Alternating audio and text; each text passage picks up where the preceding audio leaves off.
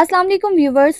एक वक्त था जब नादिया खान का शो जियो पर दुबई से नशर होता था और इस वक्त नादिया खान का अंदाज़ गुफ्तगू और अंदाज़ मेज़बानी छा जाया करता था। लेकिन वक्त के साथ साथ इलेक्ट्रॉनिक मीडिया की जगह सोशल मीडिया ने ले ली है और पाकिस्तानी ड्रामे दुनिया भर में मकबूल होने लगे हैं।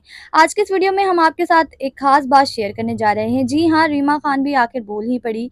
हम आपको बताएंगे कि नादिया खान ने आयज़ा खान पर क्या कहा और आयज़ा खान ने इतनी इमोशनल क्यों हो गई हैं। ख़वातीन और हज़रात, ये सब आज की इस वीडियो में देखने को मिलेगा। लेकिन इससे पहले एक छोटी सी गुजारिश है, हमारी इस वीडियो को लाइक ज़रूर करें।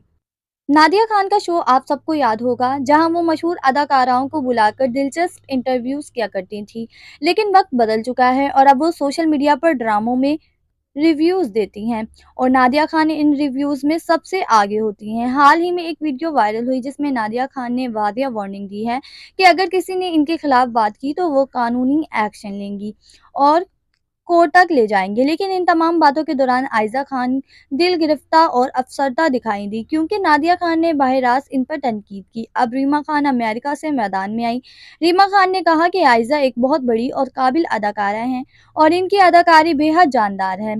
रीमा का कहना है कि आप सब एक फैमिली का हिस्सा हैं, हमें एक दूसरे की हौसला अफजाई करनी चाहिए, ना कि तनकीद। अब आप कमेंट्स में बताएं कि आप नादिया खान, आयज़ा खान और रीमा खान के बारे में क्या राय रखते हैं। अपनी कीमती राय कमेंट्स में ज़रूर दें। Thanks for watching.